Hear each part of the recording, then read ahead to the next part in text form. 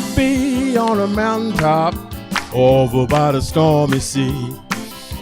It may not be on a mountain high, but Yahweh has a need of me. But if by some strange voice he'll call me to a land that I do not know, take time to put on my traveling shoes. Say, Yahweh, send me where you want me to go. And I'll go if I have to go by myself. And I'll go if I have to go by myself.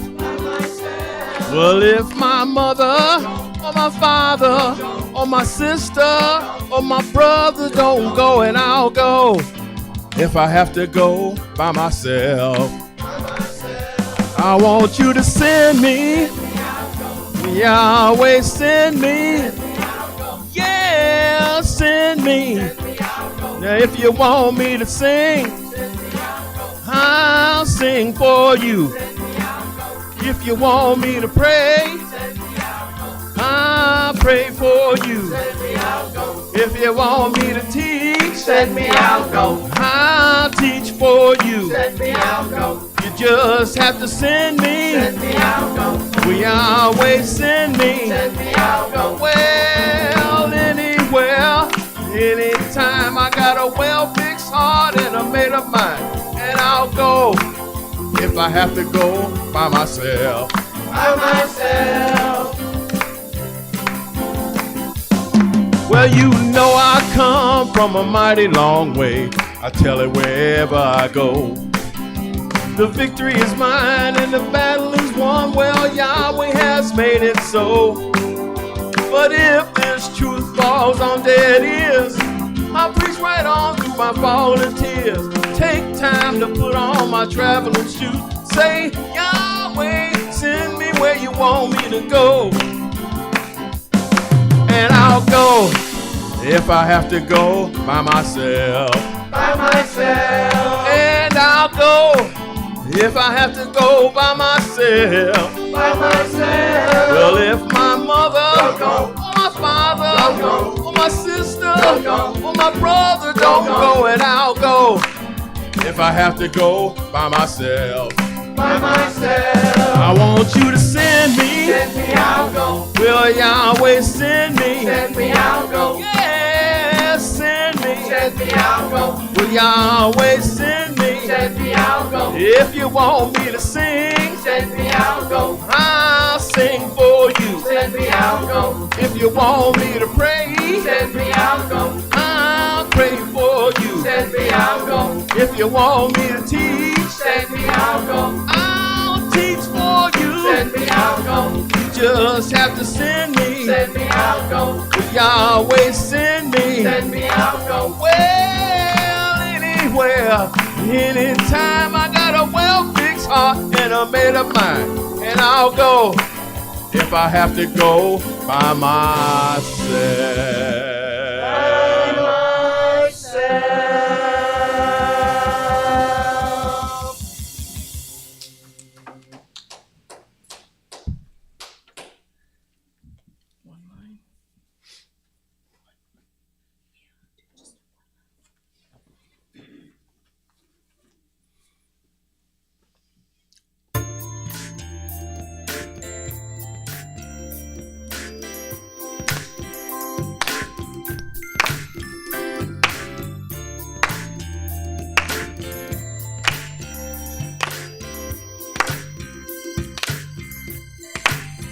I'll do what he wants me to. whatever he wants. Whatever he wants me to do. I'll try to do my best. I'll try to do my best. I'll try to stand my I'll try to test. stand my test. I'll let my little light shine. I'll let my little light shine. For some lost sheep, Some lost sheep try to find. I'll go through the storm and rain. Under the storm and rain. I'll try hard not to complain. I'll try hard not to complain.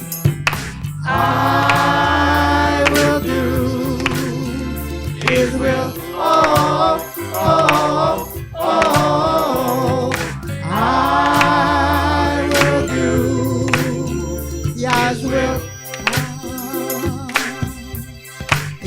mighty nice It's mighty nice to do Yah's will. He bore his cross up the rugged hill. It was mighty nice. He gave his life. Oh yeah. When it's over one day, pillars by his side. But until that day comes, I'll do what he wants me to. whatever he wants. Whatever he wants me to do. I'll try to do my best. I'll try to do my best. I'll try to stand my test. I'll try to stand my test. I'll let my little light shine. I'll let my little light shine. For some lost sheep, Some lost sheep try to find. I'll go through the storm and rain. Under the storm and rain. I'll try hard not to complain. I'll try hard not to complain. I will do His will. Oh, oh, oh. I will do God's will. It's mighty nice Mighty nice. to do God's will. His will. He bore his cross up the rugged hill. It was mighty nice. He gave his life. Oh yeah. When it's over one day, pillars by his side. But until that day comes, I'll do What he wants me to. whatever he wants. Whatever he wants me to do. I'll try to do my best.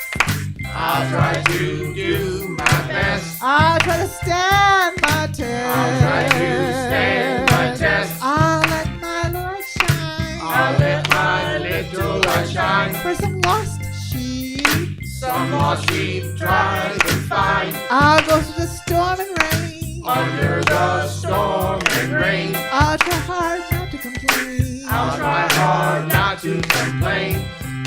I will do God's will. Oh, oh, oh. I will do His will. Oh, oh, oh. I will do His will. Oh, oh, oh.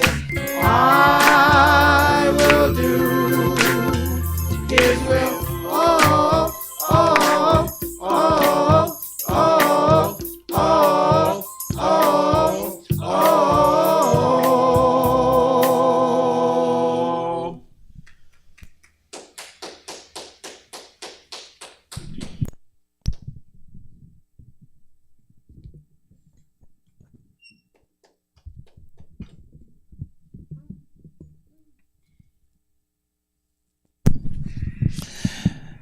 Thank you, choir. Our first speaker for this evening will be our Public Relations Officer, Dr. Roger Gentry.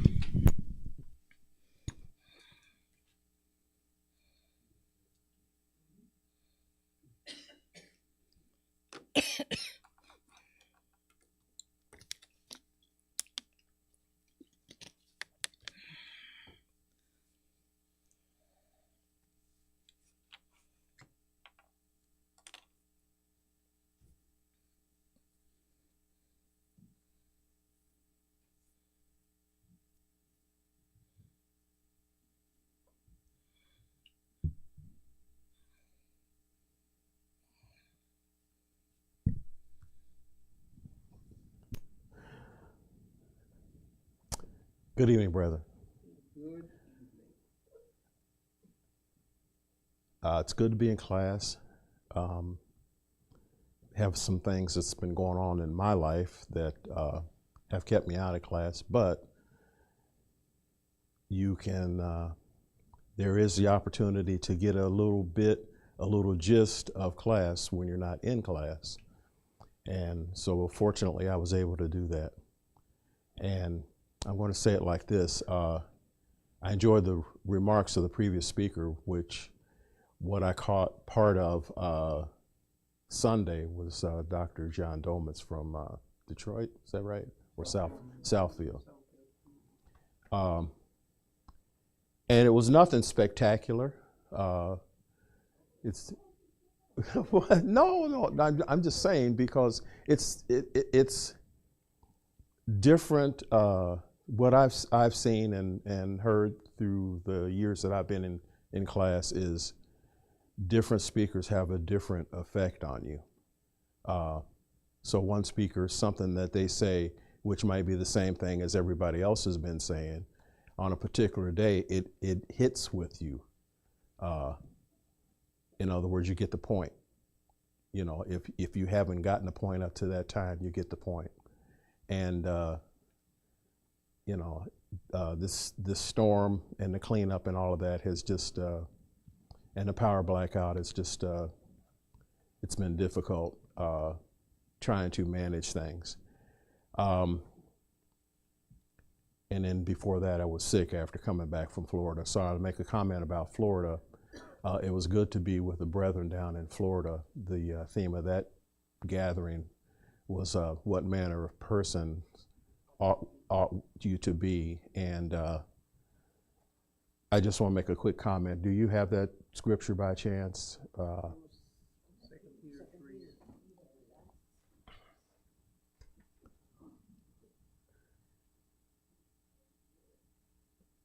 Hopefully I'm not weaving too much. I'm kind of tired, so been working, trying to clean up.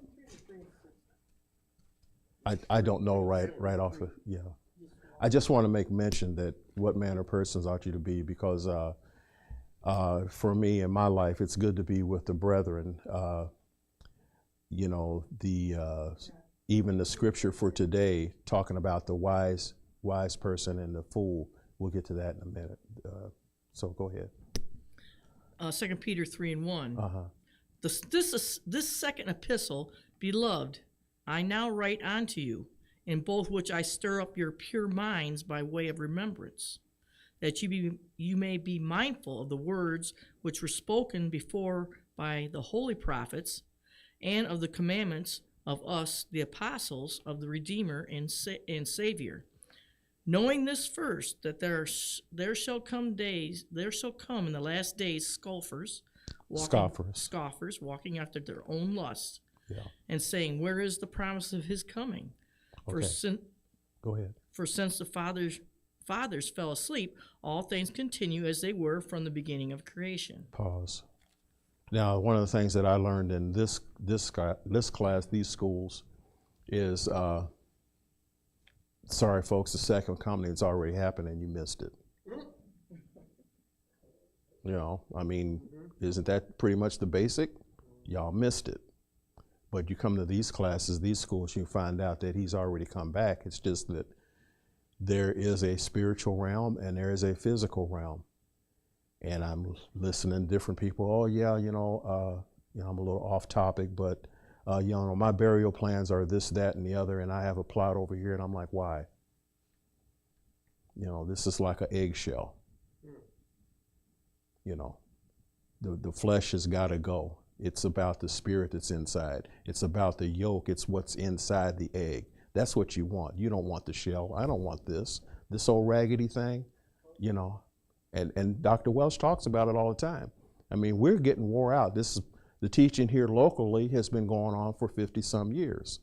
Now, I haven't been here the 50 years, but if you can't tell, some of my age is like that. But anyway, I've been here long enough to be under the truth, not under the founder, but with those who walked with the founder, who I dearly miss and very much appreciate. Dr. Freddie Allen and Dr. Gill and others, Rip and etc. Anyway, that's 3, goes by the pattern. But the things that you learn in this school will transform you. These are the things that will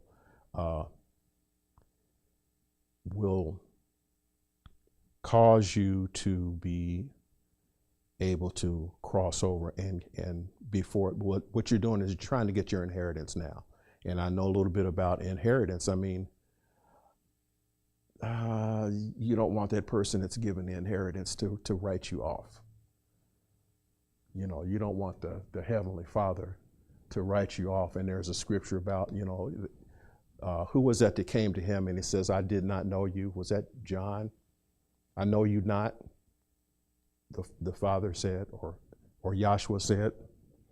Yeah. But anyway, I'm off topic. Go back and pick up, go up one verse.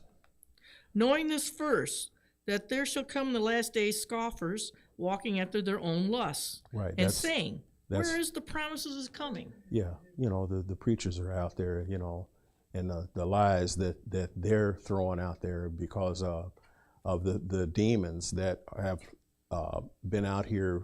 They are dispossessed of a body and they're looking for a body, and oftentimes it's gotten into these preachers. You don't have to pay money. This teaching is free. It always was free. Even when the disciples were walking with the Messiah. Go ahead.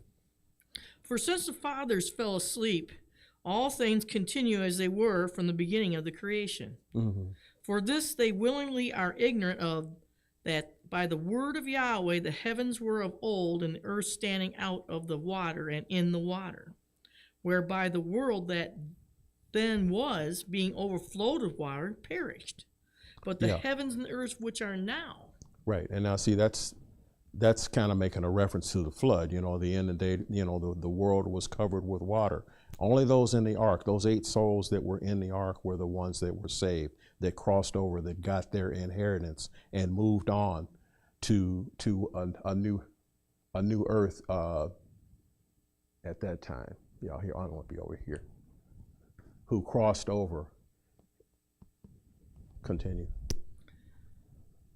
But the heavens and the earth which are now, by the same word, are kept in store, reserved unto the fire against the day of judgment and perdition of wicked men. Beloved, be not ignorant of this one thing. There it is again. Be not ignorant. You want to be not ignorant. You want to learn, you want to know, and you want to understand. That's what is taught here. You want to learn, know, and you want to understand.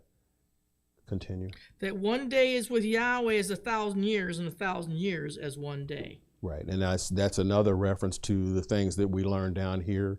In that, for instance, how Adam died in the day.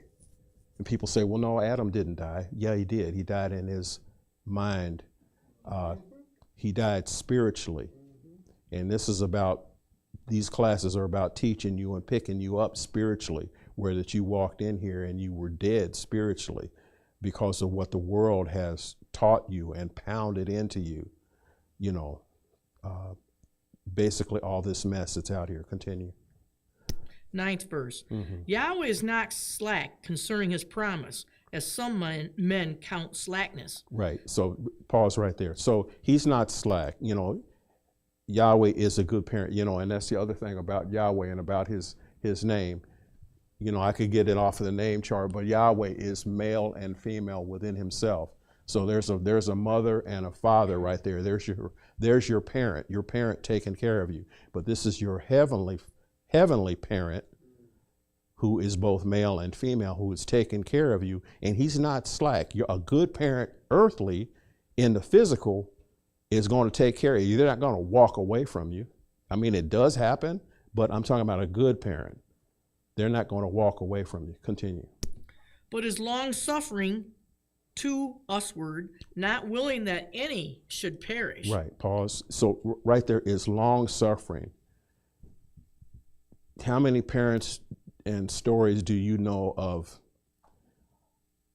Well, so and so is a good child, is a good boy, is a good girl, and I'm hoping and praying that they will change. That parent is long suffering.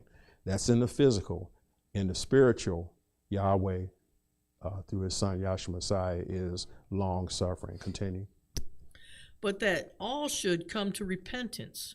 Right. Once, I mean, I could get personal about it, but I'm not going to do that.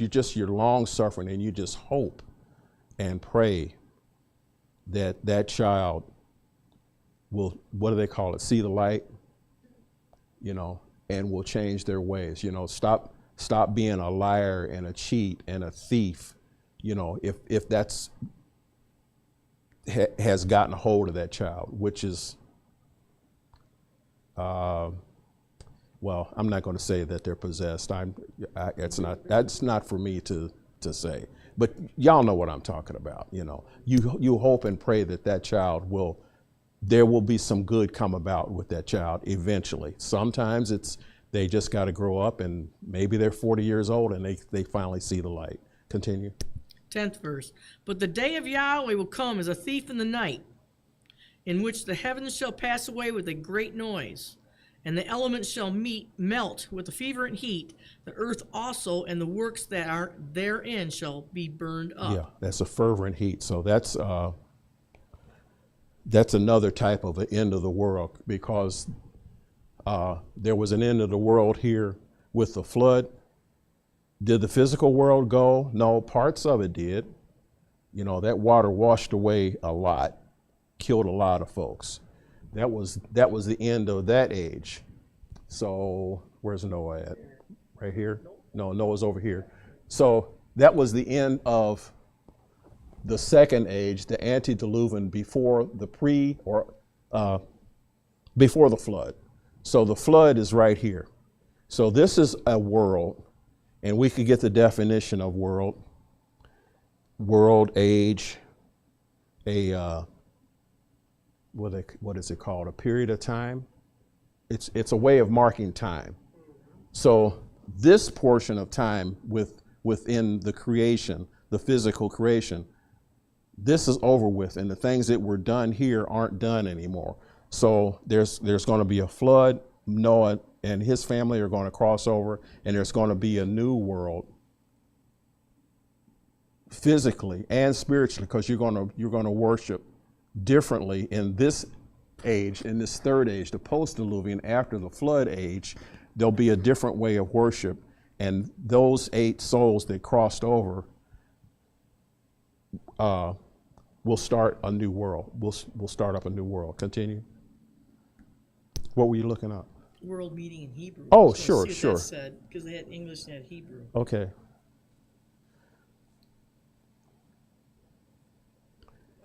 It's in Hebrew. I can't read it. I can't read Hebrew either. Nope, sorry. It's just the definition of world in Hebrew. Okay. It shows the Hebrew. It says world, eternity, universe, space, existence. That's all. Yeah, it's a space. It's a space in time, a piece of time, a piece of the pie. Yeah. This pie is cut in thirds. This third, and this third. Go ahead. 11th verse. Seeing then that all these things shall be dissolved, what manner of persons ought you to be in all holy conduct and righteousness? Right. What manner of persons ought you to be? So you ought to be preaching and teaching the gospel. Be teaching and preaching the truth. Which is what Dr. Domas was doing Sunday.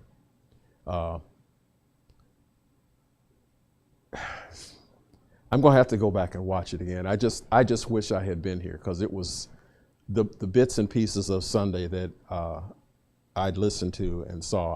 I was enjoying it. I'm like, but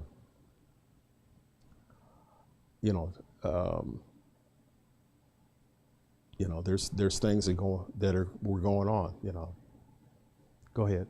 Read a little bit more. 12th verse. Looking for and hasting on to the coming of the day of Yahweh, wherein the heavens being on fire shall be dissolved, and the elements shall melt with a fervent heat. Fervent. Nevertheless, we, according to his promise, look for new heavens and new earth, wherein dwelleth righteousness. Right, new heaven, new earth, spiritual. You're looking for that spiritual kingdom to be gathered unto Yahshua, where he was alone and by himself, and he's looking to have his subjects, his sons, with him in the new heaven and new earth. After all of these days that he's gone through. Continue. Wherefore, beloved, seeing that ye look for such things, be diligent that you may be found of him in peace, without spot and blameless. And the account that the long suffering of our Savior is salvation, right, even as our beloved brother Saul, also according to the wisdom given unto him, hath written unto you. Okay, that's good. Just, you know, be diligent. I mean, I wasn't able to come to class, but class was on my mind. I did catch a little bit of it, and thankfully, Yahshua gave me a little bit within what Dr. Domas was presenting to the class, and I don't know. I enjoyed it, but I wasn't able to be here. You know, I was trying to mind my house. There was something in Ecclesiastes that I wanted to talk about, and I'm not going to stay up here all, you know, for my whole time. If I could get, so it was chapter 7. I don't know, I'm having a hard time seeing here. I guess it was, it's 5, but start up just a little, start at 4, I guess. Ecclesiastes chapter 7, 4th verse. Uh-huh. The heart of the wise is in the house of mourning, but the heart of the fools is in the house of mirth. Okay, pause. I want to get the definitions of the mourning and mirth. I didn't have this chapter in front of me. I was behind the camera when this was read.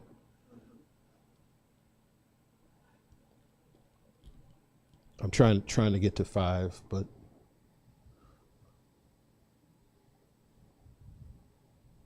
this is out of the Oxford Languages. Mourning, the expression of deep sorrow for someone who has died, typically involving following certain conventions, such as wearing black clothes. Still Okay. mourning at the death of her husband. Just give me an example. mourning. I think you'd have to go up further, probably all the way back up to 1. But let's do it like this. Let's just, if you would read 5. It is better to hear the rebuke of the wise than for a man to hear the songs of fools. Okay. If you would get the definition of, let's get the definition of the wise and the definition of fools. No. We're going to skip that. I'm just going to go with 5. I'm just glad to be here to be able to hear the gospel in person. Trying to make sure I finished all my chores up this afternoon and get here early. So I did all right. Wise, having or showing experience, knowledge, and good judgment. I like the good judgment part. Go ahead. Responding sensibly or shrewdly to a particular situation. Okay, responding sensibly or shrewdly Okay. to a particular situation. Okay. Now go ahead and get, what was the other word I asked for? Oh, fools. it'll probably just come up as just regular old fool. Fool, a person who acts unwisely or imprudently, a silly person. Prudently. Yeah. Yeah. What a fool I was to do this, for example. Yeah. So basically the opposite of wise. But The third person says trick or deceive someone. It looks like duped. They were duped. yeah. So it is better to hear the rebuke of the wise. So rebuke is to. Better look that one up too. Boy, look up rebuke. I'm sorry, y'all. I'm glad to be here, but I'm just, I'm a little on the tired side. I know what Rebuke. Dr. McNamara feels like hard work. Express sharp disapproval or criticism of someone because of their behavior or actions. An expression of sharp disapproval or criticism. Yeah, so you want to hear the sharp criticism or dispute was the other word? An expression of sharp disapproval or criticism. Okay. Sharp disapproval, criticism of a wise person. That's the rebuke. But they're telling you the truth, and as the common saying is that's out there is I'm gonna tell you the truth. Truth hurts, but I'm gonna tell you the truth. You're gonna accept it or not, and those are the kind of things that happen in these type of classes. You bring someone in, it's like, sorry, I'm gonna tell you the truth. Now, if there's something that you need, if you're holding on to your sweet Jesus, let me give you something that's even better. What you want? You want to keep that, or you want something that's even greater, even more, and that's where the problem is, So that's about the wise and the fools. So that was in Ecclesiastes. So those are just a few things that I had on my heart and mind. Was Florida. That was my first Unity, and I enjoyed that. It was kind of like Vanderkamp indoors, like I said, and I enjoyed Sunday, and Darren, right? From Ecuador. Yeah, I would like to have seen him before he left, but gotta wait a year. If the creation lasts a year, I'll see him next year. So anyway, hopefully someone got something out of that. I'm glad to be in class, enjoyed it. Praise Joshua.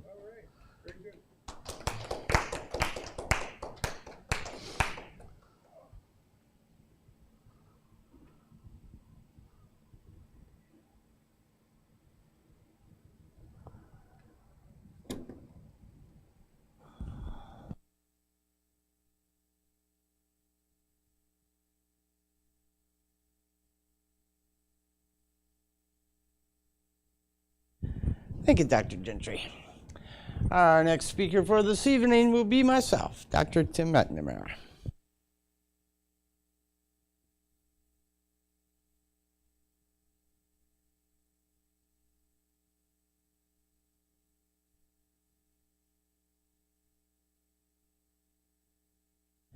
Well, good evening, everyone. It's an honor and a pleasure to be here. I'm glad, like Roger, glad I could make it. That's the best place to be, really, because there's not much out there in the world worthy of being. So that's my opinion. Anyways, I have been slowly going through this pink pamphlet, which is titled, "The Clergy Has Ignorantly Called Yahshua the Messiah a Liar, and saying that he instituted rather than fulfilled carnal ordinances."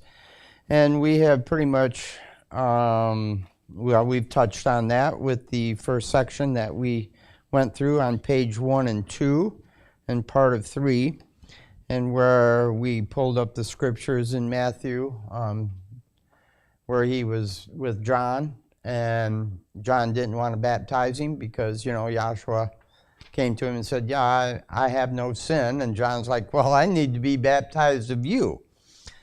I should, but Yahshua said, suffer it to be so. It behooves us or becomes us to fulfill all righteousness.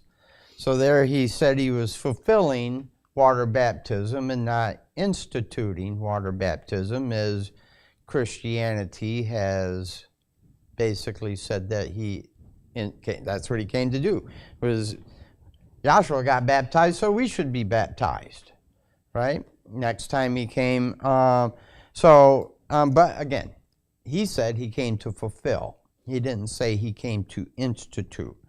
And then again in Matthew, in the 5th chapter, where he's given the Beatitudes to the people, he says, think not that I come to destroy the law and the prophets. I come not to destroy, but to fulfill. And he had said that twice in that statement. Later on, or in the next verse down, he also says, till all things be... Go ahead, read it. This is Matthew 5 and 18. For verily I say unto you, till heaven and earth pass, one yod or the smallest part of a letter shall no wise pass from the law till all be fulfilled. Right. So there again, he is stating plainly that he came to fulfill the law and the prophets. And again, not institute anything. And then, of course, the third time was after his death, burial, and resurrection, where he was with the apostles, and he told them that he came to fulfill. In the 24th chapter of Luke, I believe it is. So 3 times Yahshua the Messiah stated that he came to fulfill what was written of him in the law and in the prophets and in the Psalms, again, concerning him. The next title is Joshua, the Elohim of Israel, instituted the law and the prophets. Yahshua the Messiah fulfilled the law and the prophets. So I believe we are on page 3, where it says Joshua, the son of Nun, was Yahshua the Messiah.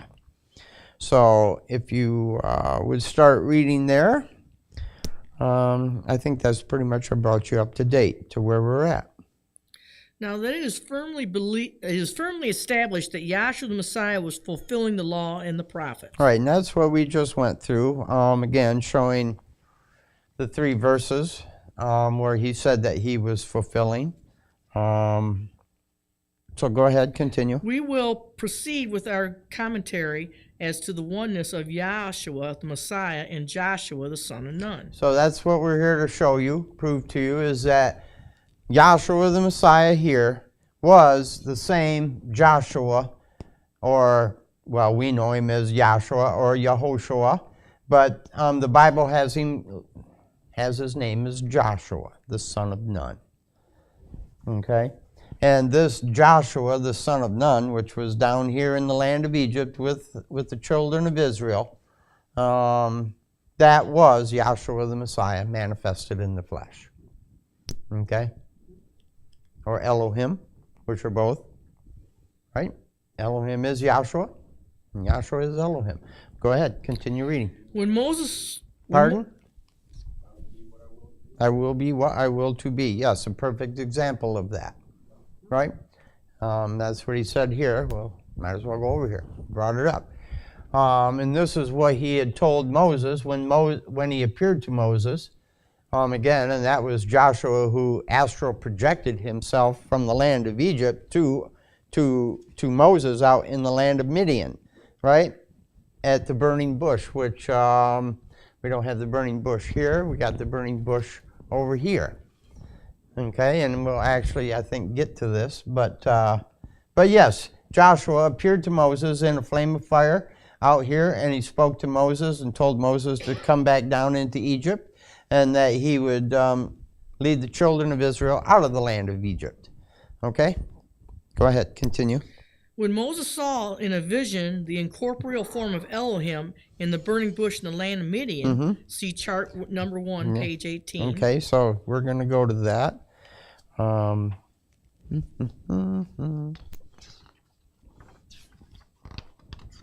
Chart number 1, page 18, is this chart right here for those of you out there in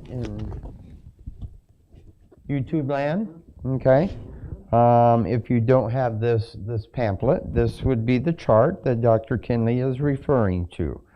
Okay, and you can see that this chart too is threefold in nature, where we have the land of Egypt down here at the bottom. And then we have Moses out here in the land of Midian, and you can see that we have the Mount Sinai here, which this is where he was at, okay? And he went to the backside of the mount, okay? And that's where he encountered Elohim, okay? In the flame of fire, in the burning bush. And this is where he said, I will now turn aside and see why the bush is not burnt, okay? Or why the bush does not burn. And that's because he's really looking at this lampstand, okay, here in the in the holy place, okay, because that's where he's at. He happens to be out here in the holy place, in the wilderness of Sinai, and that's part of this pattern. And you can see Moses here with the sheep that he was tending of his father Jethro, Ruel, father-in-law.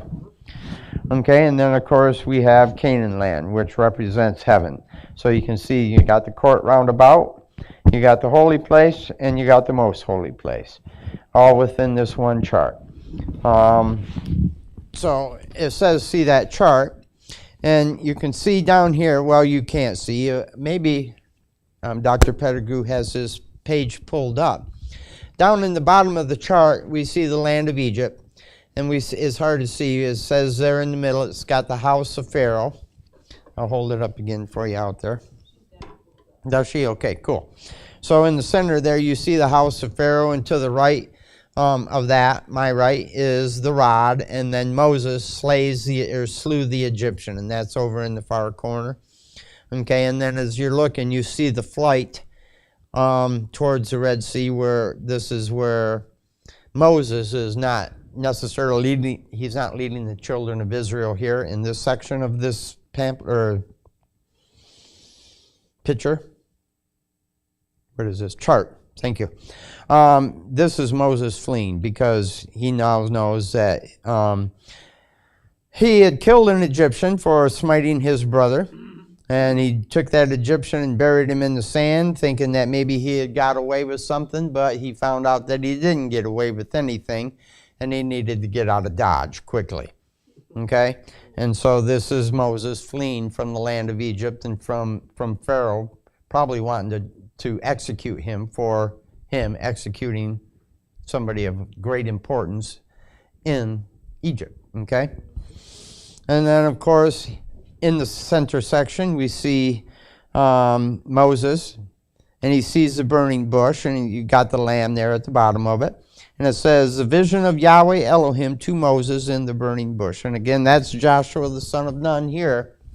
Right here, we got him in this tent with Moses and Aaron, or Moses and Aaron, right? And he has been down in Egypt for 30 years. He appeared in Egypt 10 years after Moses fled, and now he again, as I had mentioned earlier, he is astral projecting himself into this burning bush. He's given Moses a vision, and it even says Aya, Asher, Aya up here. I never noticed that before till now. That it's even right here, Aya, Asher, Aya, in which he says, I will be what I will to be. Okay, and we know the whole story with the rod and the hand in the bosom turning into leprosy. And again, showing Moses that Yahweh he can be life and he can be death. Or he can be death and he can be life, however you want to put it. Okay? So. Yeah, that's good, I think. Moses saw in a vision the incorporeal form of Elohim in the burning bush in the land of Midian. Okay, and that's pictured right there in the holy place. He was instructed to go back down into Egypt and to tell Pharaoh to let the children of Israel go a 3 days journey into the wilderness of Sinai to serve Yahweh. Exodus 3:18. Go ahead and read that if you got it. Although I think you just did, but let's go ahead and read it. Exodus 3:18. And they shall hearken to thy voice, And thou shalt come to thou and the elders of Israel unto the king of Egypt, and ye shall say unto him, Yahweh Elohim of the Hebrews has met with us, and now pray, let us go 3 days' journey into the wilderness, that we may sacrifice to Yahweh our Elohim. Okay. So that was all they were asking. Pharaoh, just let us go. Let us take a 3-day trip and worship Yahweh, because that's what Yahweh had asked them to do. Go before Pharaoh. But he told him that Pharaoh wasn't going to let him go. Right? The Pharaoh would harden his heart. So go ahead. This incorporeal being also told Moses that he would be with him as he went to carry out his mission. Right. And to tell the Israelites that he was Aya Asher Aya, which means I will be what I will to be. And it's Exodus 3:12 through 14, Sure. the Holy Name Bible. Let's go ahead and read that. Since it's, because them wasn't all covered. But again, he had told Moses that he would be with him. Right? And he was with him. He was right here. This man, well, we have Yahshua the Messiah right here. And he was with Moses the entire time that Moses was down in the land of Egypt. The second time. Okay, because the first time Moses was in the house of Pharaoh. Right? And he was basically acting as an Egyptian for the most part until Elohim put it into his heart to go out and check on his brethren. Right? And then it doesn't say it, but Moses obviously had a change of heart and no longer desired to be an Egyptian. If I can put it like that, you know. He chose to be with his brethren and not with the house that he was raised in. Okay? Exodus 3:12 through 14. And he says, Certainly I will be with thee, and this shall be a token unto thee, that I have sent thee. When thou hast brought forth the people out of Egypt, ye shall serve Elohim upon this mountain. Right, and so that's this mountain right here, Mount Sinai in Arabia. Okay, and this is where he's having the vision on the back side of the mountain. And you can see Joshua's tent is also on the back side of the mountain, apart from the camp, anyways. Okay. And this is where he, again, go ahead and read it. 13th verse. And Moses said unto Elohim, Behold, when I come unto the children of Israel, and shall say unto them, The Elohim of our fathers has sent me unto you, and they shall say to me, What is his name? All right, and so he's been down here. Moses knows this too. He knows the name of all the gods that were down there in Egypt. He knows that the gods have names, right? And weren't just called God like we do today. Right. I mean, well, I should rephrase that. Thank you for that correction, because we don't in this class. We use Yahweh's name when we're referring to Yahweh. We don't call him God, because who knows really which God you might be referring to. Yeah, what you talking about, Willis? That's right. You know, there's what, 72 different names for, well, no, there's only one name for Yahweh. They claim that there's 72 different names for God. 72 different words by which he is referred. Okay, 72 different words which refer to Yahweh. But only one is his name. And the rest of them are something made up, come out, who knows where they came from. Somebody made them up. Plain and simple, somebody made them up. Right? Right. And how they did it, who knows? But they did it. So, read that over again. Yep. The Elohim of your fathers has sent me unto you, and they shall say to me, What is his name? Okay, so again, Moses was down here in the land of Egypt again. There was a minimum of 24 different gods, maybe 27, minimum. You know, and each one had a name, right? And of course, Yahweh picked out the 10 probably most important and put the kibosh on them. Okay, when he poured out the 10 devastating plagues on the land of Egypt, right? Because that's who he was picking on, was the gods of Egypt. He was destroying, showing that he had power over those different deities, which did not exist. Okay, he is the only deity that exists. All the rest of them are, again, just made up, right? But again, all these made up gods had to had a name, because each one had a different job. Okay, what they did. And so Moses knows that when he comes back down here, he can't just say, God appeared to me. Because, as they said, well, which one? Right? We got 24, 27 of them. They didn't count on number 28 showing up. Right? And so Moses has to have a name so that he can, he can prove that it wasn't anything down there that he was working with. This was, not a deity of the Egyptians' imagination. Okay? It wasn't a deity of anybody's imagination, but the real thing. Anyways, go ahead. What shall I say unto them? Mm-hmm. And Elohim said moreover unto Moses, Air Asher Aya. And he said, Thus shalt thou say unto the children of Israel, I will be had sent me unto you. Right. So I will be what I will to be.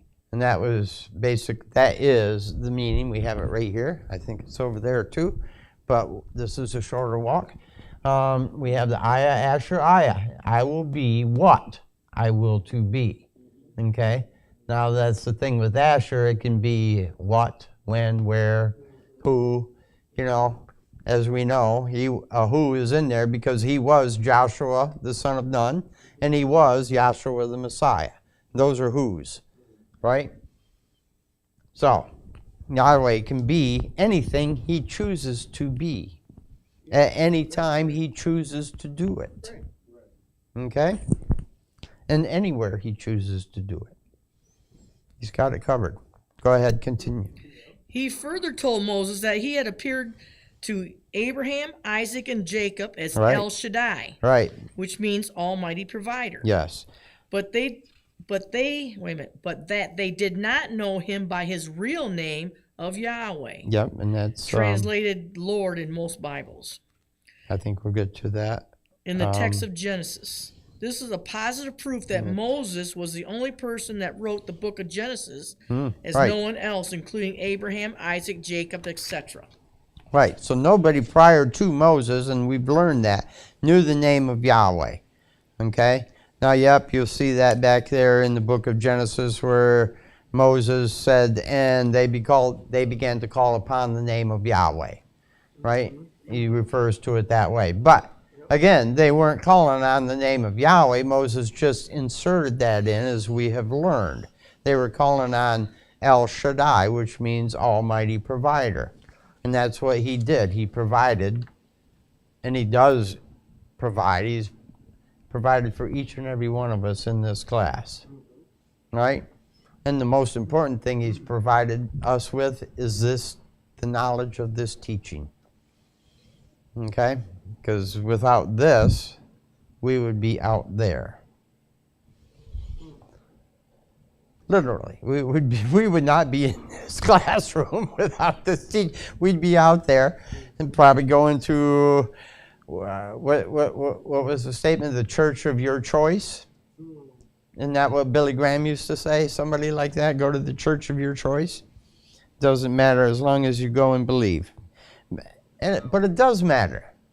It does matter. You need to believe in the right thing and the right, I'm going to say person. Okay?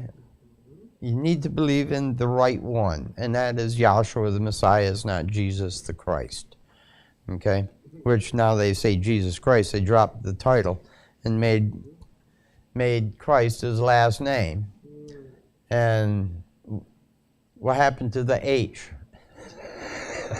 Jesus H. Christ. Horus, right? Mr. Underwood? Right? And that would be the Egyptian god. Okay? The son of Ra is Horus. Right? Which is so totally wrong. So anyways, go ahead. continue reading. Moses was the only Oh, yeah. person that wrote the book of Genesis, as no one else, including Abraham, Isaac, Jacob, etc., knew him by his true name. Right, and there's been, I've done readings where they believe that the book of Genesis was passed down orally, right, to Moses. Now, we played the telephone game, right? Everybody in here has played that game where you tell somebody something and then let's see if the message comes out the same after they've told 20 other people and they get to pass it around. And by the time it gets back to you, it's not even close to what you said. Not even close. Might have a word or two in there that you got right, but let's face it, 90% of what you said is going to be wrong, right? And so how can you expect this to be passed down, what, 2,000 years, right, to Moses and him get it right? No. Everything that is in the book of Genesis is a result of a vision that was given to Moses. Actually, 2 visions that were given to Moses. 2 40-day visions. Moses was called up into this mount 3 times. The first time he was called up into the mount, he was told by Yahweh to go down and tell the children of Israel to get themselves ready, because in 3 days he was going to speak the law down into their hearing. Okay? After he did that, then a few days later, Moses was called up into the mount. And Moses was up here for 40 days and 40 nights. And the first 40-day and 40-night vision that was given to Moses, Moses was shown the vision of the creation by the tabernacle pattern. Okay, because that was the first thing that Moses saw, was this pattern of the tabernacle that Yahweh had transformed himself into, right? And then he showed Moses how he made that creation by this tabernacle pattern. And then, of course, the other 33 days, that was 7 days that Moses was seeing that vision, 6 days of the creation. The 7th day Yahweh rested, and he called unto Moses out of the cloud. And then the next 33 days that Moses was up here in the mount, Moses was instructed how to build this tabernacle and how the high priest, Yahshua the Messiah, was going to operate within that tabernacle. Okay? We know Aaron's the one that operated in it first, but really it's Yahshua the Messiah, because Aaron's a representative, or the high priest is a representative of Yahshua the Messiah, the true minister of the true tabernacle. Okay? And then the next 40, and then he came down, and he was down for 40 days and 40 nights again, in which he had to carve out a second set of stones, because he had broken this first one after he had come down from the mountain, saw that the children of Israel had disobeyed Yahweh and made a golden calf, after Yahweh said, don't make any images, no graven images. Well, they did, and they partied, and Moses wasn't too happy, and he broke the law. He threw that tables of stone down and broke it. So he had to carve out a couple more out of the base of the mount to take back up with him the 3rd trip, which he was again up there for 40 days and 40 nights. And he saw a recapitulation of the 6 days, 7 days of creation, and that would be chapter 2 of Genesis, where he filled in. And then the next 33 days after that, okay, now he's going to see the transgression of Adam, and then the entire lineage of the Hebrews, all the way down to the death, burial, resurrection of Yahshua the Messiah, and the pouring out of the Holy Spirit on the day of Pentecost. And he sees all this.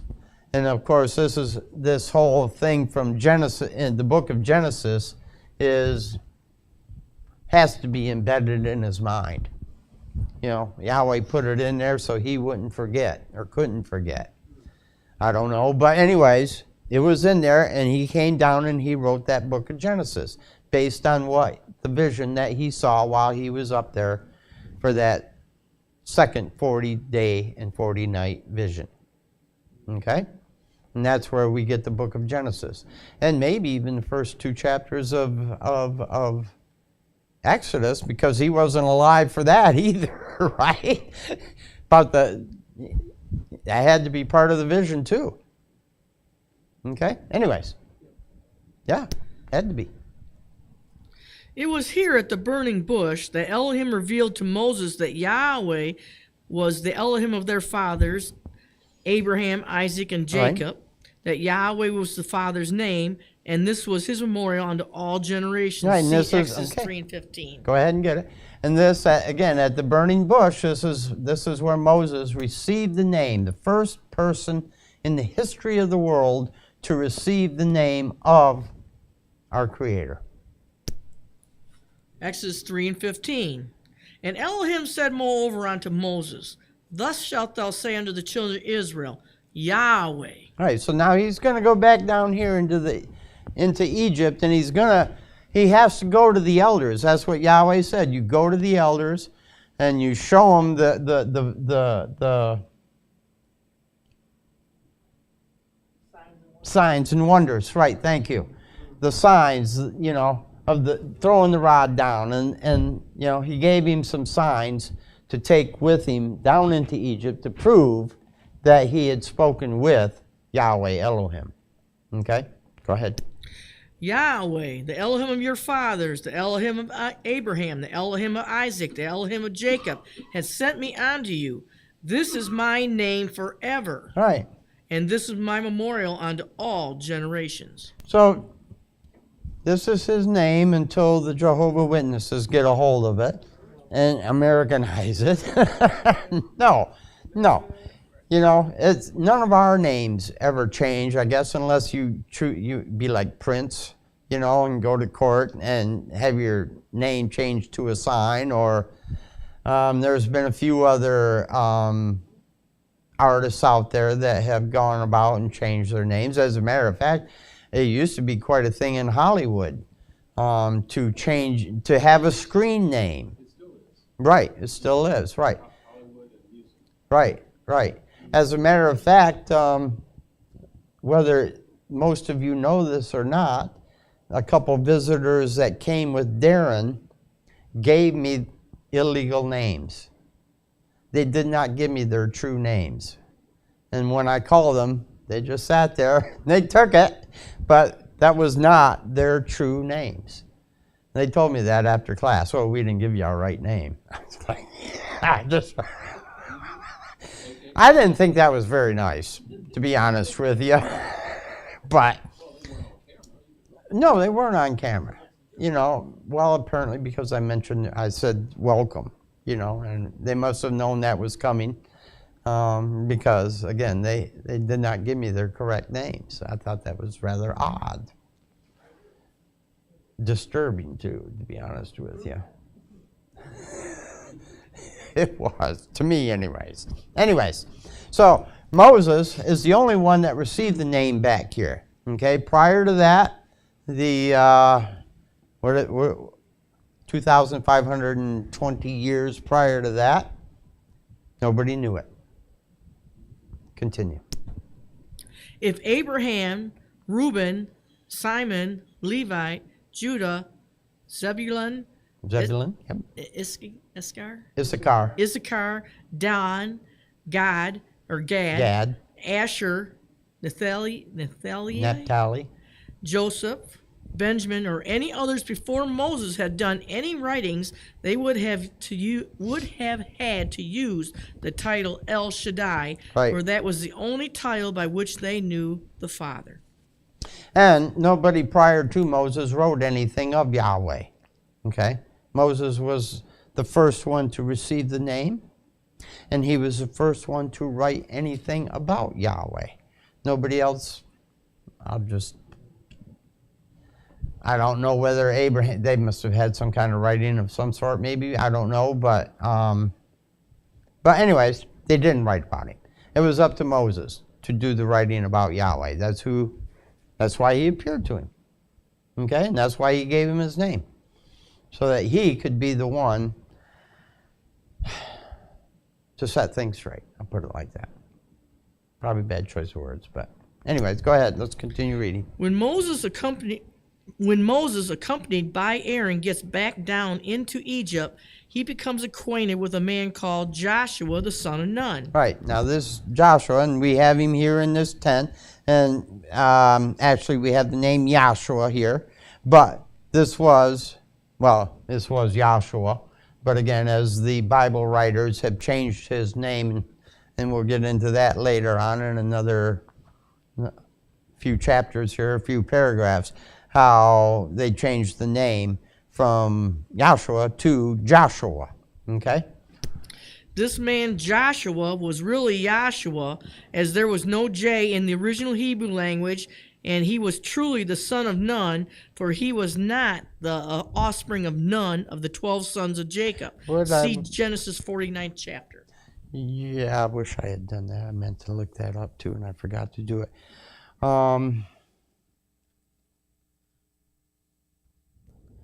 Look up two words in the concordance: Oshia and Nun.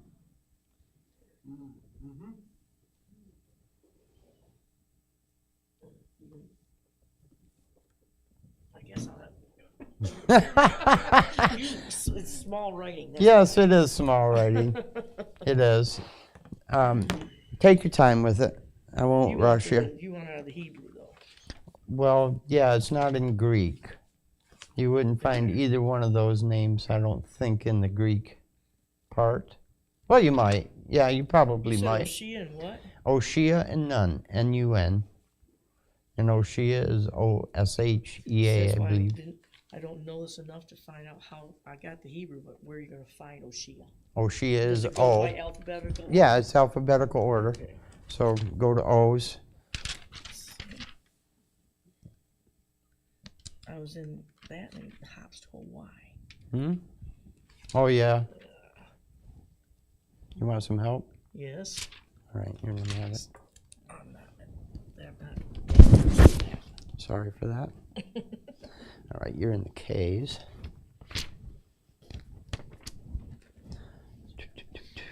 And then, now here's the N's, N-U-N.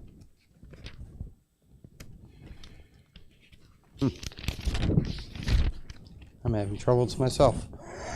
Anyways, well, I'm not going to worry about it. I do know, I'm not sure which one is which, but I do know that I think it's Oshia means perpetuity, or else it's Nun that means perpetuity. Nun means perpetuity. And Oshia means deliverer. Yep. Okay. So you can see that Yahshua, the son of perpetuity, was the deliverer of the children of Israel. If you find them, great. I found it. Oh, you went through the phone. Yeah, quicker. Yeah. This is for Oshia, a Okay. variant of Joshua and Hosea. Yep. Hosea is a biblical name and comes from the verb Yah. It says Y-A-S-H-A, meaning to save. Mm-hmm. Oshia also bears a striking similarity to the Irish surname Oshia, which means fine, fortunate, and is the angelicized from the O from a lot of stuff in there. See, Jaha.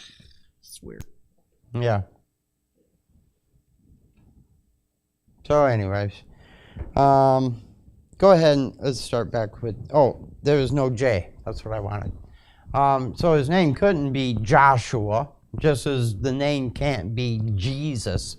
Okay, because we tell you this in the moderation, okay, every class, right, that there is no J in the Hebrew or the Greek or the Latin languages. It's funny, the first three languages that the Bible was translated or written into, then the two translations, because it was originally written in Hebrew, then translated into Greek, then later translated into Latin. And none of those languages have a letter J in their languages or in their alphabet, and they don't have any letters that actually make that sound. Okay?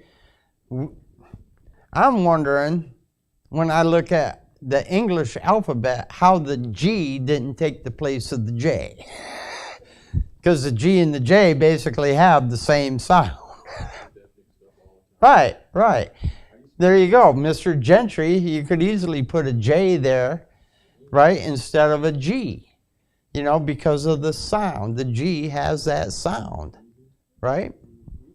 I was thinking about that the other day. I was, whoa, why didn't they just put a G in there? You know? Jesus. Because you wouldn't want Jesus, right? It's bad enough you got Jesus, now you got the geezer, right? That's what that would come out. People would be calling him the geezer, you know, if you use a J or the G. Anyways, there was no J in the Hebrew, Greek, or Latin language. Okay, so again, we know the names can't possibly, the true names, correct, original names, can't possibly be Jesus or Joshua. Okay? And we know Jesus is a bastardization of the name Yahshua. At least the name Joshua is somewhat close to it. At least it's close to Yahshua. You know, you just swap the Y and the J and you have the same sound, even though they are spelt differently too. Yes, I would love those two words out of there. From the Strong's Concordance, Oshia refers to the Hebrew word number 1954 in the Strong's dictionary. It's Hoshea, and it means deliverer. Okay. And it talks about the name of 5 Israelites. Right. Okay. They had that name also. But the meaning of the name is deliverer. Deliverer. He is the deliverer. And he was the one that delivered the children of Israel out of the land of Egypt. He even tells you that in the 24th chapter of Joshua. I brought you out. Right? I brought you out on eagle's wings. Okay, go ahead with Nun. And then Nun goes to word number 5126 in the Hebrew dictionary. Mm-hmm. And it basically means perpetuity. Right. With the root word right before it, 5125, meaning to resprout or propagate. Okay. Be perpetual. Be perpetual. Right. That's Yahweh. He is perpetual. Right? He's the only thing that's perpetual. I know they're trying to make perpetual energy. Right? That's right. Perpetual motion. That was it. Not energy. Perpetual motion. They can't do that. Right? Can't do it. But Yahweh is perpetual. So you have the son of perpetuity being the deliverer, who is Yahshua. Okay? Which is Yahweh saves or Yahshua saves. Yahweh saves or Yahweh's salvation. Okay? Is Oshia, the son of Nun. Right? Son of perpetuity. And the deliverer again, as I said, the deliverer of the children of Israel out of the land of Egypt. Okay. Let's go ahead back with the reading, please. Nor of Joseph's 2 sons, Manasseh, and Ephraim, right, who were born in Egypt. Right, and so they were born in Egypt down there, and actually their mother was Egyptian. Okay? So these 2 children were just half and half Hebrew, half Egyptian. Okay? And they actually got a place here, Manasseh and Ephraim. No. Yeah. These 2 sons, not Ephraim. Who was the other son? Ephraim and Manasseh. Yeah, Ephraim and Manasseh. Right. And I think it's pretty, I hadn't noticed that either, that they're actually with Benjamin, who is actually Joseph's brother, blood brother, not half brother, but full brother. All the other brothers are half brothers, so to speak, right? Different mothers, like Sarah was with Abraham. Okay? Is his sister, but yet they had different mothers. Same father, different mothers. Okay, and we got the same situation here. We have the same father with all the 12 12 children of Israel, but they all had, well, not all of them, but there were 4 different mothers, right? Rachel, Leah, and then the 2 handmaids, Bilhah and Zilpah, some or whatever you said, right? So Ephraim and Manasseh are children of the sons of Joseph, and they both get a inheritance here with the rest of the children of Israel, other than the Levites, because the Levites didn't get an inheritance of land. Yahweh was their inheritance. All right, but this is showing that Joseph getting a double portion. Okay, kind of like Elisha did when Elijah passed down his mantle. Right. Okay, he received a double portion of Elijah's spirit. Genesis 48, 2 through 5, and Joshua 14 and 4. Oh, okay. Genesis 48, 2 through 5. And one told Jacob and said, Behold thy son, Joseph cometh up unto thee. Mm-hmm. And Israel strengthened himself and sat upon the bed. Okay. And Jacob said unto Joseph, El Shaddai appeared unto me at Luz in the land of Canaan, and blessed me, and said unto me, Behold, I will make thee fruitful and multiply thee. I will make thee a multitude of people, and will give this land to thy seed after thee for an everlasting possession. All right, and so he's making the same covenant here with Jacob that he had made with Abraham. Okay. And now thy 2 sons, Ephraim and Manasseh, which was born unto thee in the land of Egypt before I came unto thee in Egypt, And are Isaac, mine, as Reuben and Simon. They shall Simeon. be mine. Right. Okay, so these 2 are his, as Yahweh had said, just as the others were also his. Go ahead and Joshua 14 and 4. For the children of Joseph were 2 tribes. I can never remember that. Manasseh and Ephraim. Therefore they gave no part unto the Levites in the land, Right. save the cities to dwell in, Right. with their suburbs for their cattle and for their substance. All right. So you can see that although when you go to Revelation and you read about the 144,000 that crossed over, okay, Joseph is going to be, I'll put it this way, reinstated as one of the 12 tribes. But then again, so is Levi mentioned there as one of the 12 tribes, right? So I just wanted to point that out, okay, that Levites were still a tribe of Israel. They were still one of the 12 tribes. But again, their inheritance wasn't the land. Their inheritance was Yahweh. Okay, whereas the rest of the tribes, their inheritance was the land. Well, give me Yahweh. I'd much rather have Yahweh as my inheritance than the land. Okay, because Yahweh is going to make the land provide for you. Right? You're not going to make the land provide, but Yahweh can make that land provide for you. Okay? He can also make it not provide for you if you're not following, if you're not obeying his commandments. Okay, it could get harsh. So right, thorns and thistles. Right, that's what they would have to fight. Just as Adam, right? When Adam had it good up here in the garden, right? Until he had until he transgressed the commandment of Yahweh not to eat of that tree, the fruit of the tree of knowledge of good and evil, which he did. And so therefore he was cursed, and the ground was cursed because of it. Well, yeah, the ground was cursed also. And he was going to have to garden for himself, and he was going to have to fight the thorns and the thistles that were going to come up. And if you plant a garden, which I know some of us have, and I do, the weeds are constantly coming up. It's a constant battle to fight the weeds. You know, and there comes a point where if you forgot about something, it's like, well, I'll just wait and see what happens and try to pick the fruit and leave the weeds and work my way around them, you know. And some weeds will actually can choke out your crop, you know, if they get too bad. And your crop isn't well established, you know, the weeds can overtake it, for sure. Go ahead.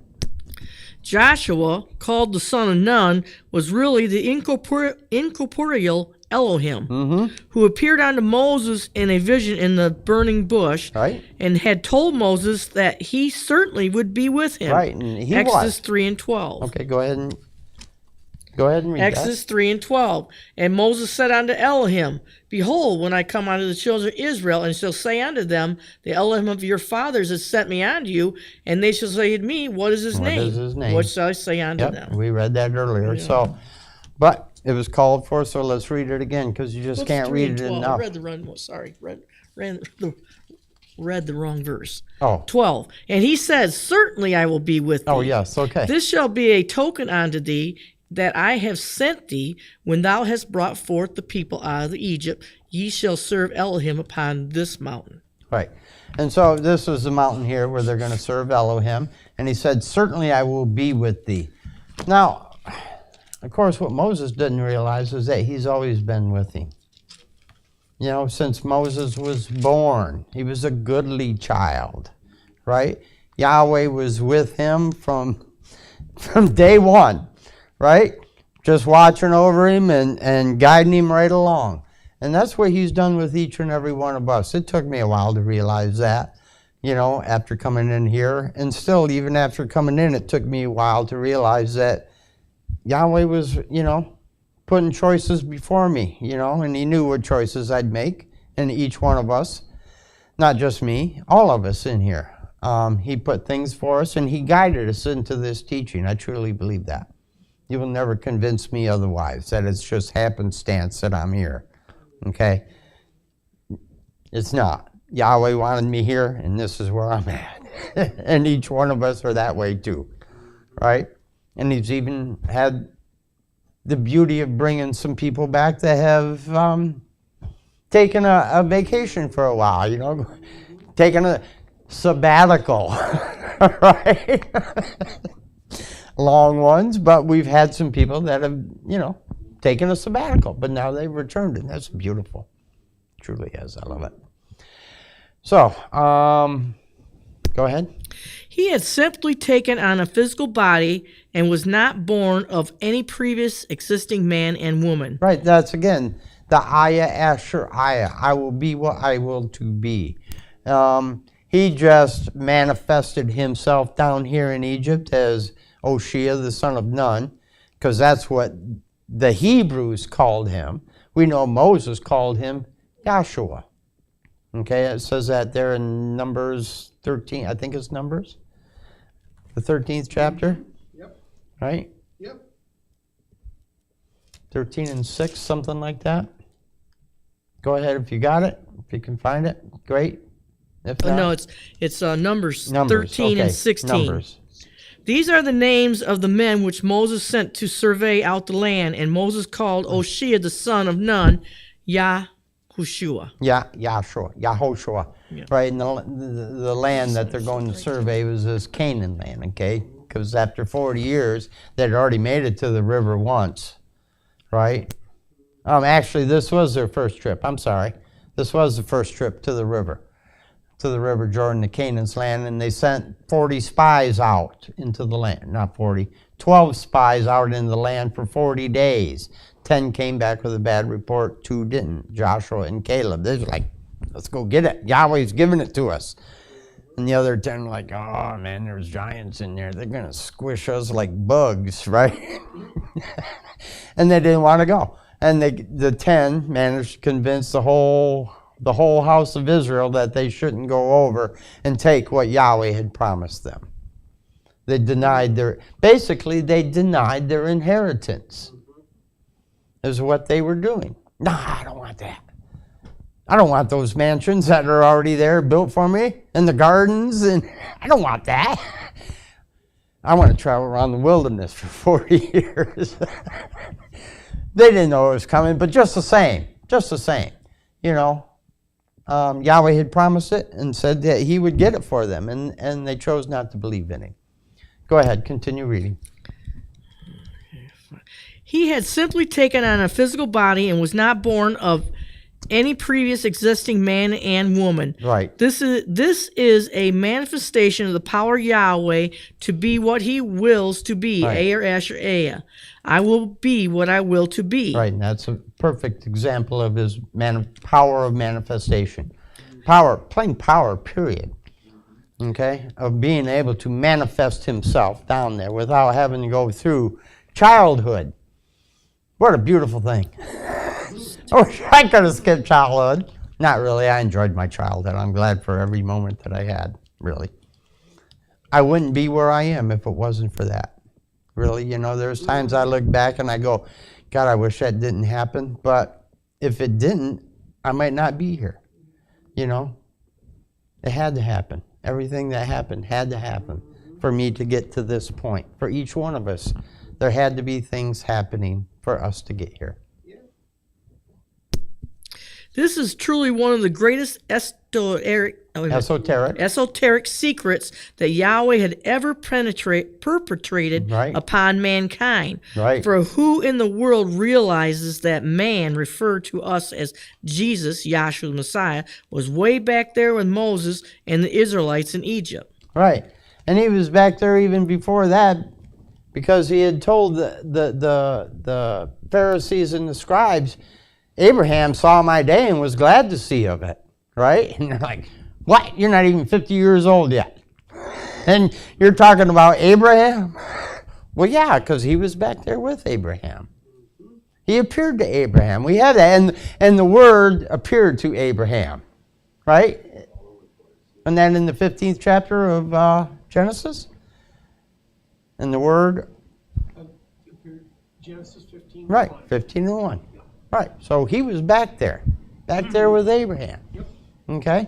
And we know he was back there even before that, but he was with Enoch and Methuselah and Lamech and all the others that, you know, the 10, 9, whatever, from Adam on down to Noah. He was there with them too, right? He's always been here, right? And the light was in the world, right? And the darkness comprehended it not. Right? What are you doing here? You just kicked me out of heaven. Now you're here. Lucifer.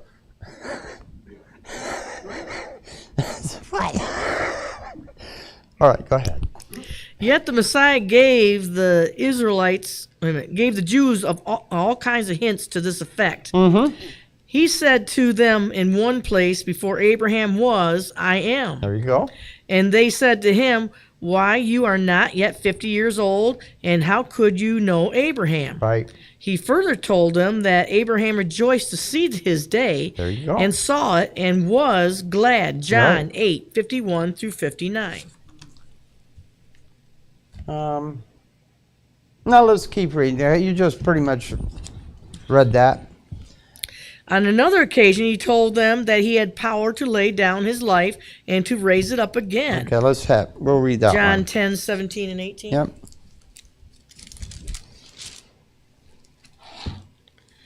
John 10:17 and 18. Therefore doth my Father love me, because I lay down my life that I might take it up again. Right. No man take it from me, but I lay it down of myself. Right. I have power to lay it down, and I have power to take it again. Right. This is the commandment that I have received of my Father. Right. And so he laid down his life, you could, for the first time back here with Joshua, as Joshua the son of Nun, when he died and was buried in Timnath-Serah, the land of his inheritance, okay? And then he got up out of that grave, right, and entered into Mary as Yahshua the Messiah, and was born again, and then he laid down his life again on the cross, and then he picked up his life again when he resurrected. Okay? And Yahweh gave him that. Okay? And we do have scripture for the fact that this Joshua, who was in Egypt and the wilderness of Sinai with Moses and Israel, was later buried in Canaan land after his 40-year conquest of that land. But somehow he definitely got up out of that grave in Canaan land Right. and came through the loins of the Virgin Mary to Okay. appear into the world as Joshua the Messiah. All right. So you can see where he laid down his life and he picked it up again. And then he laid down his life and picked it up again. And there might even be a third time. I don't know. But I know these two. Anyway, so he did. He picked it up and he laid it down and he said, the Father loves me because I can lay down my life. And he gave me the power to pick it back up again. On still another occasion, The Father loves him because he's obedient to the Father. Okay? He does the will of the Father. Whereas my kids, they don't do my will. I bet you all, if you have kids, you've experienced that, right? My kids they were obedient for a while, but once they started thinking they were getting smart, the obedience seemed to lessen and lessen, right? And now they think they're smarter and wiser than the old man. Well, they might have some more smarts because they read and stuff more than I do, but wise, no. Nope. That they're lacking in, okay, severely, right? Anyways. on still another occasion, Yahshua, the Messiah, sat up on the mountain and wept as he looked at Israel going to and fro and said, O Jerusalem, Jerusalem, thou that killest the prophets, Right. and stonest them which are sent unto thee, how often would I have to gather thy children together, even as the hen gathereth her chickens under her wing, and ye would not? Matt, that was Matthew 23 and 37. You want it? No, No. you just read it. That's Okay. what that was. So that was Yahshua the Messiah. He's sitting there and he's watching children of Israel come to and fro through in Jerusalem. And he had sent prophets continually, Jeremiah, Isaiah, Ezekiel, Hosea. I sent all the prophets warning the children of Israel, trying to direct the children of Israel, I'll put it that way, to keep their hearts on Yahweh, okay? Because their hearts weren't on Yahweh. And you know this because they kept killing all the prophets, because they didn't like what that prophet had to say. Oh, no, if I kill you, it might not come true. It's probably the thought of the king, okay? If I get rid of you, then Yahweh can't prophesy through you, and I don't have to worry about it. I don't know. But they didn't like what the prophets had to say, and they took their toll on the prophets, okay? And just like what most of the apostles met with unpleasant deaths, right? So did the prophets, okay? Fulfillment, if you want to look at it that way, So anyways, and Yahshua had sent prophet after prophet after prophet, trying to persuade the children of Israel to return to Yahweh, and yet they would not hearken unto him. Continue. Here Yahshua the Messiah is plainly telling Jerusalem, or Israel, which is his bride, that he had been present down through the dispensations and ages, manifested in the flesh, and has sent the prophets, as Moses and others, unto Israel, and that he would have gathered them together unto himself long before now, if he had not been so, if they have not been so disobedient. Right, and he would have gathered Israel, but that wasn't part of the plan. Right. And he knew in his heart that they were stiff-necked and that they would not obey his commandments, and that they didn't love Yahweh with all their heart and soul and body, as we are told to do. Because that's I believe one of the greatest commandment, isn't it? Love Yahweh with all your heart, soul, and body. Yep. Isn't that what Yahshua said? Heart, soul, and mind. Right, heart, soul, and mind. Greatest commandment, okay? To love Yahweh. And they couldn't do it, and I mean, there were some that did, but for the most part, the majority chose not to do it. They chose they were like the people in the flood, okay? The intent of the thought of their heart was only evil continually, okay? The more things change, the more they stay the same. Plain and simple. So with that, I know we only have a couple minutes, but I will end there. And then the next time I get the opportunity, we'll pick up on page 5, is it? Of that pamphlet. So all praises to Yahshua the Messiah. I thank him for the opportunity to go through this, truly. I truly do. So. All right, that brings a close to our class for this evening. I hope everybody enjoyed it and got something out of it. Announcements are as follows. Classes are held every Wednesday and Friday from 7 p.m. to 9 p.m. and Sundays 11 a.m. to 1 p.m. Our after-class question and answer period is the third Friday of each month. For September, that will be the 15th. Members and ministers, we ask that you come to class, be on time, and dress appropriately so that you may be called as speakers. That concludes our announcements. Let's rise for the doxology so that we may be dismissed. I will be quoting the last 2 verses of the book of Jude from the Holy Name Bible. Now unto him that is able to keep you from falling, and to present you faultless before the presence of his glory with exceeding joy, to the only wise Elohim, our Savior, through Yahshua the Messiah, our Sovereign, belong glory and majesty, dominion and power, both before all time and now and ever. Let us all say, Hallelujah.